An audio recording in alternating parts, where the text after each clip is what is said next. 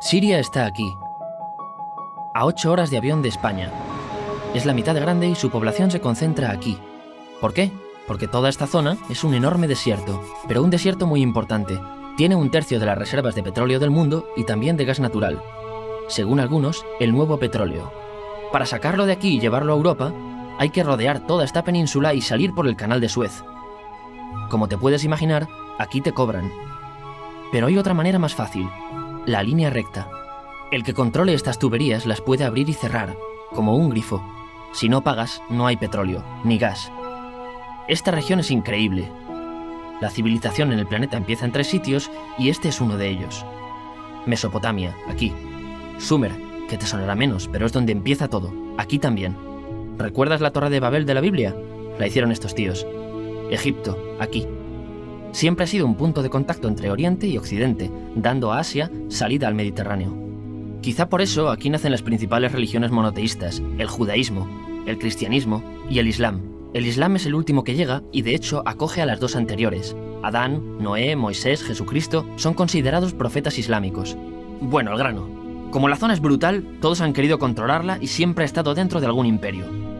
Los persas, los griegos, los romanos.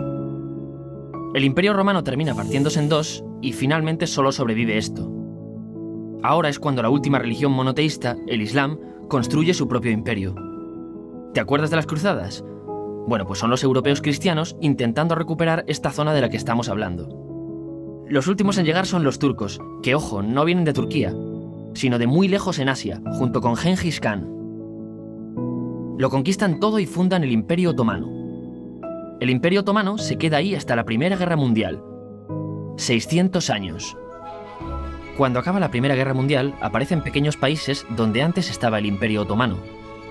Y por primera vez vemos a Siria en un mapa. Hasta ahora la habíamos dibujado para no perdernos. ¿Y quién se inventa estos países? Bueno, lo que te voy a contar es alto secreto. O lo era en 1916. Este súper secreto se llama Acuerdo de Sykes-Picot. Los franceses y los ingleses no podían derrotar solos al Imperio Otomano. Solo podían si les apoyaba la gente que vivía dentro.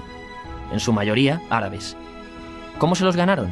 Pues les prometieron la Gran Arabia, un país solo para ellos. El único problema es que era un timo. Antes de seguir, recuerda una cosa.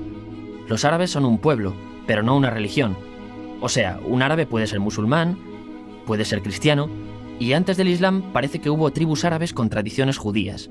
Bueno, pues a los árabes no les dieron ese único país que les habían prometido. En su lugar, franceses y británicos crearon muchos países pequeños. Estos países, obviamente, no eran países de verdad, sino zonas bajo su control, con gobernantes puestos por ellos. Durante este tiempo hacen lo que quieren con la zona. Recuerda que hay petróleo. Siria, aunque no tiene grandes reservas, tiene fácil salida al mar. Y Francia, que es la que se ha quedado con Siria, se lo da a compañías extranjeras. Después de la Segunda Guerra Mundial, los europeos se van. En el caso de Siria, son echados a patadas. Pero antes de irse, crean otro estado, Israel. No es el momento de hablar de ello, pero es un estado muy polémico que sus vecinos no reconocen. La prueba es que nada más irse los británicos, todos estos estados lo atacan. La zona, a partir de ahora, va a ser una bomba de relojería. Y mientras, ¿qué pasa en Siria? Bueno, pues no es muy estable. Tiene golpes de estado constantes. En esa época, aparece en Siria una ideología que se hace con el control y se expande por el mundo árabe, el Ba'ath. Esta ideología mezcla el antiguo sueño de una sola nación árabe con ideas socialistas. Y algo muy importante, es laica, o sea que no es religiosa. Siria se llega a unir con Egipto, un país con el que no tiene frontera. Pero no es algo raro, muchos de estos países intentan hacerlo también. Como recordarás, a esta gente se le había prometido un solo país y las ganas las seguían teniendo. Pero la unión falla. En este tiempo, Egipto les convence para nacionalizar el petróleo. En Siria, Al-Assad, el padre del Assad de ahora, se convierte en jefe del estado Ba'ath. En Irak, también Ba'ath, comienza a ganar fuerza Saddam Hussein. Las diferencias entre ambos países dividen a los partidos Ba'ath de otros países en pro-Siria o pro-Irak. Ahora ocurre la Guerra Fría. El mundo se divide en 2, o eres de Estados Unidos o de la Unión Soviética. Son años muy movidos en los que se pegan constantemente con Israel, invaden su vecino Líbano y comienza una oposición islamista al régimen Ba'ath de Assad. Los hermanos musulmanes. Vale, volvamos atrás un momento. Recuerdas que la mayoría de árabes eran musulmanes, ¿verdad? Bueno, pues dentro de los musulmanes hay 2 ramas fundamentales. Suníes, la mayoría, y chiíes. En el caso de Siria, a pesar de ser un estado laico, los gobernantes como Assad y los jefes militares eran chiíes, los cuales representan menos del 13%. En cambio, casi el 70% de la población es suní.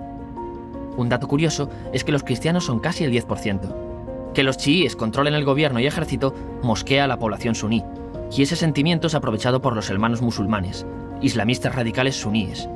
Estos toman las armas en la ciudad de Hama, en contra del gobierno, y Assad acaba con la revuelta a costa de matar miles de civiles y encarcelar a mucha gente. En el año 2000, Assad padre muere, y le sucede Assad hijo. Ante las presiones, libera a muchos presos, trae internet y esperanzas de cambio. Hay un periodo de gran debate político y aparece la oposición.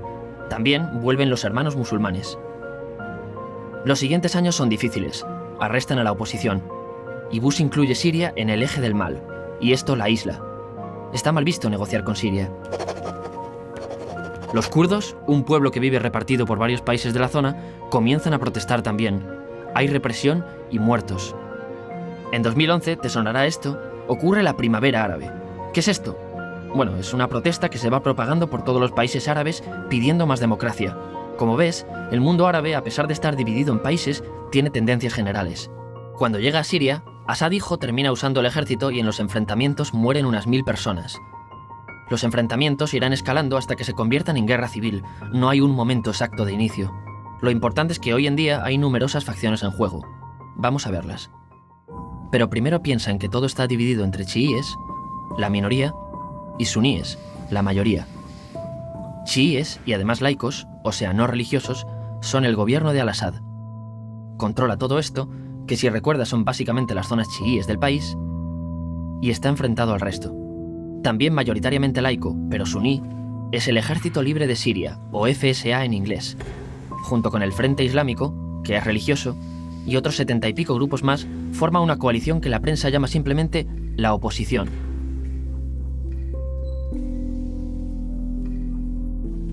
También suníes e islamistas, pero radicales, son Al-Nusra, llamados Al-Qaeda en Siria porque son básicamente eso, Al-Qaeda en Siria.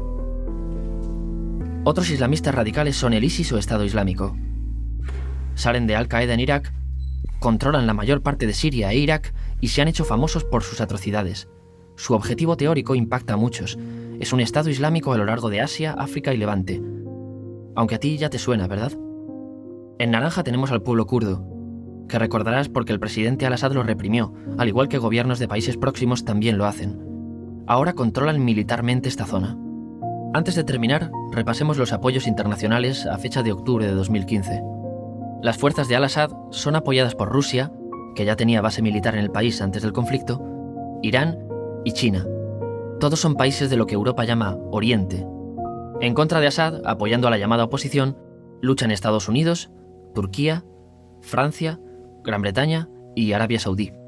Podemos terminar con algunas conclusiones. Te advierto que esto ya es pura opinión. Si recapitulamos, vemos que la región es estratégica. Por su situación privilegiada, todos la quieren. Siria siempre ha estado bajo el paraguas de grandes imperios. Piensa que hace 100 años la actual Francia era Francia. Gran Bretaña era Gran Bretaña. Pero es que hace 200 también, y hace 300 también, y hace 400 también. En cambio, Siria solo es Siria desde hace menos de 100 años, y solo se gobierna a sí misma desde hace poco más de 50.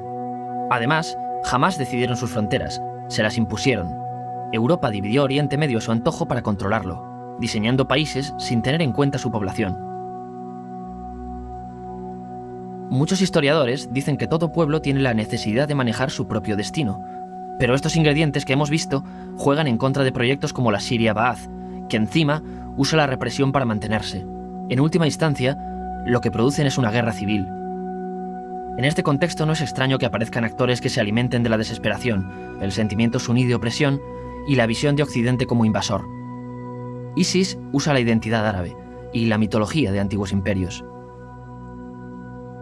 Cuando quieras entender el presente, pregúntate, ¿y el pasado?